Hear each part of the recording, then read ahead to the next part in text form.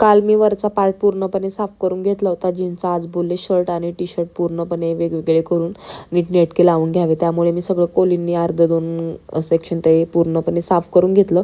आणि T shirt वेगळे, कॉलरची T shirt वेगळी, फुल स्लीव्ज वेगळे, सगळं वेगवेगळं करून असे नीटनेटके मांडून घेतले. 4 दिवसांसाठी ते बाहेर गेले, त्याच्यामुळे बोलले थोडंफार नीटनेटकं करून ठेवलं तर आलेली कपडे धुवून परत त्याच्यावर नीटनेटकी ठेवता येतील.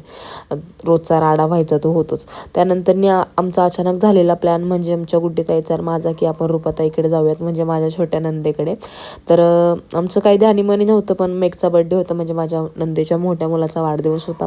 तर बोललो चला तिकडे जाऊन सेलिब्रेशन तरी करून येऊयात. त्यात मामासुद्धा नव्हता, म्हणजे ते बाहेर आहेत. तर ते मला बोललेले केक तरी ऑर्डर करून दे. मी बोलले ऑर्डर करण्यापेक्षा आपण तिकडे जाऊन सेलिब्रेट करूयात.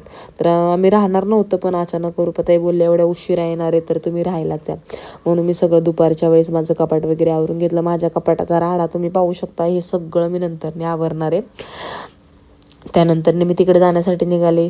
कम्प्लिटली 7-8 ड्रेस मी ट्राय केले असतील, पण मला काही सुचत नव्हतं. त्यामुळे मला त्यांनीच दिलेला शर्ट मी तोच घातला आणि तो माझ्यामध्ये छान वाटत होता. खाली एक जीन्स वेअर केली आणि मस्तपैकी अशी रेडी झाले.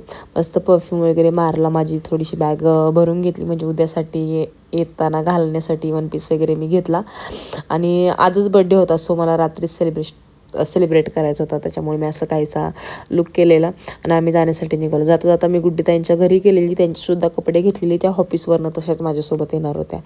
आम्ही मस्तपैकी मागाठाणेमध्ये येऊन पोचलो. तुम्ही पाहू शकता ती लाईन लागली आहे ना, त्या लाईनमध्ये आमची एका बाईसोबत खूप जास्त मोठी भांडणं झाली रिक्षावरून. बापरे, तिने आमचा फोटो वगैरे काढून घेतला, RTOला बोलली पाठवायला, असं समथिंग. पण आम्ही तिला अजिबात अपशब्द वापरला नाही. तीच आम्हाला खूप उद्धट बोलली. असो, काही ठिकाणचे रूल्स आपल्याला माहिती नसतात आणि रस्त्याच्या मधोमध कुणी लाईन लावू शकत नाहीत, त्यांना कुणी अधिकार दिलेला नाही. त्यानंतर आम्ही रूपाताईच्या घरी येऊन पोचलो. 8-8:30ला पोचलो असेल. त्यांनी मस्तपैकी आमच्यासाठी फ्रँकी बनवली होती आणि त्या खूप चांगल्या प्रकारे जेवण बनवतात. म्हणजे खोटी तारीफ नाही, खूप म्हणजे खरीच तारीफ. त्यांचं जेवण बनवण्याची पद्धत असो किंवा म्हणजे नाही का, त्यांचं सगळ्याच गोष्टीमध्ये एकदम परफेक्ट असतं सगळ्याच गोष्टी. त्यानंतर त्यांच्या इथं DIYचा असा मस्तपैकी आरसा होता. मी खूप सारे फोटोज काढले दुसऱ्या दिवशी आणि दुसऱ्या दिवशी आम्ही रात्रीच्या 11 ते 12 वाजता माझ्या मते घरी आलो असेल. बड्डे वगैरे सेलिब्रेशन रात्रीच केलेलं आणि असं संपवला दिवस. तर बाय.